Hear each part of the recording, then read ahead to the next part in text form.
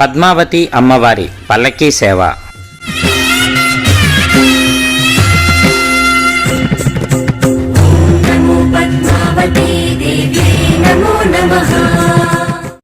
శ్రీ పద్మావతి అమ్మవారి కార్తీక బ్రహ్మోత్సవాలలో భాగంగా 5వ రోజు ఉదయం పల్లకీ సేవలో పద్మావతి అమ్మవారు గోదాలక్ష్మి అలంకరణలో దర్శనమిచ్చారు.